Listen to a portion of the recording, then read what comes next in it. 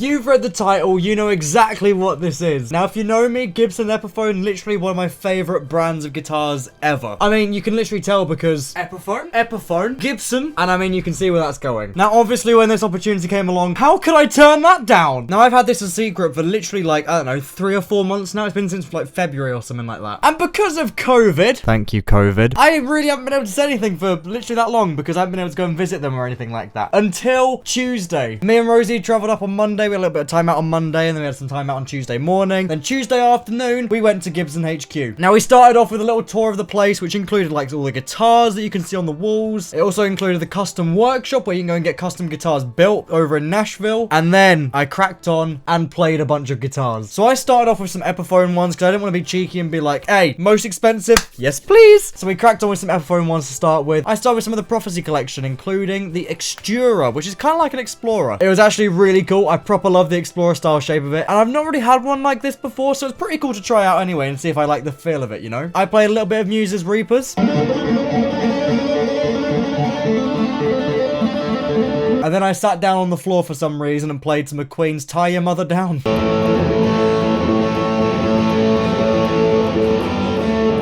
Generally, this guitar was so cool to play, and in the wise words of Rosie, it's a sexy guitar. It is a sexy guitar. Almost as sexy as you. Me? Hey everyone, you remember when I said, oh, I don't want to go and jump to the most expensive guitars?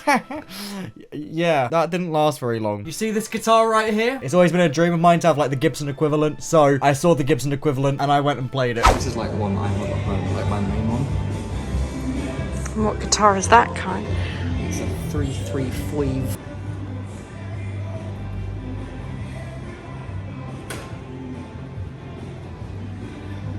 After picking up the guitar, plugging it in, and getting ready to play, I said the first thing that any guitarist does when they pick up a guitar. But that was cut pretty short, I'd like to say. I'm sure Rosie will say that I took ages to decide on what to play. But I ended up playing some Alex Cooper's 18. And then I tried out a little bit of My Chemical Romance Teenagers.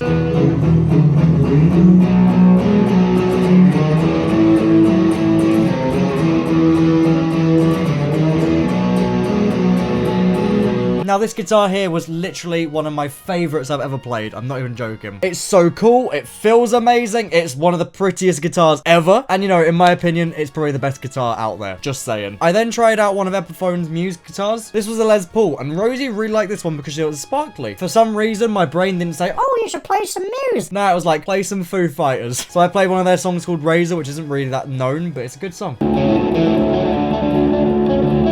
Again, lovely guitar, proper love that. Then my eyes quickly glanced over the SG selection and I saw another pretty guitar. No chance that I want to drop this because it looked expensive. This was Kirk Douglas's signature Gibson SG. Now, Kirk Douglas is apparently one of the musicians in The Roots from Jimmy Fallon. I didn't know this at the time, to be honest. So the first thing that popped into my head when I picked it up was like, let's play some Black Sabbath. So here's some War Pigs.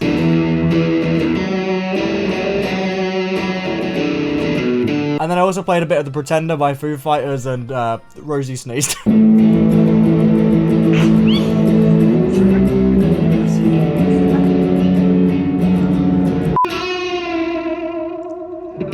that what that does? That's amazing. That's so good. It's like when you get struck by lightning at Mario Kart and the music changes.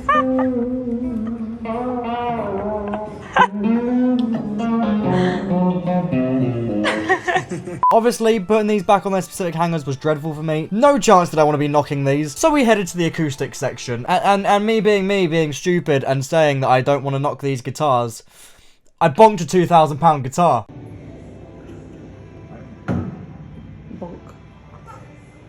Anyway, though, this guitar was so nice. First thing I did was I played a little bit of Foo Fighters, and then Rosie just said, serenade me. So obviously, I played some of Queen's Love of My Life.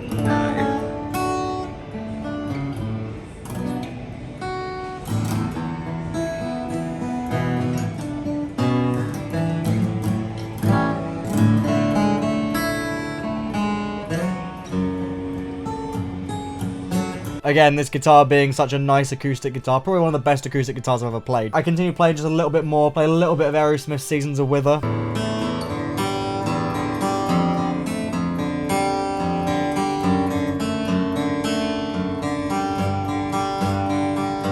And then I finished by putting the guitar back on its hook, finally. Didn't bonk it this time. Somehow as well, I ended up at the giant piano in the middle of the room and I started playing Aha's Take On Me. No idea how that happened, because I don't really play piano. After my little tiny piano fiasco, though, I picked up a different colour guitar other than black or red or black and red. Who am I? No, this was like an orangey brown Explorer. Rosie said it looks like a fox. Pretty accurate, to be fair. So I play a little bit of Alice Cooper's Halo of Flies, because I know that Ryan plays that a lot.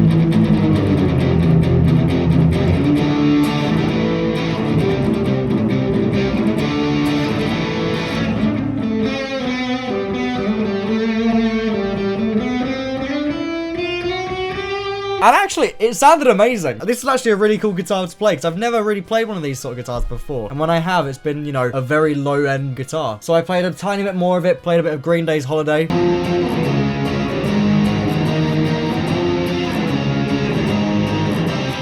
And then another guitar caught my eye, and this is probably one of the most expensive ones in the shop. This is a very, very expensive Gibson Les Paul custom, and I also think I bonked this one.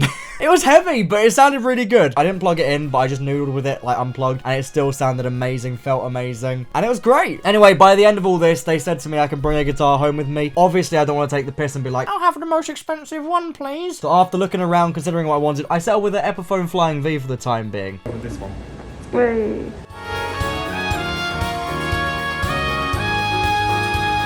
Whilst I was waiting for a little bit of paperwork as well, Rosie had a little dance to one of the songs that was playing.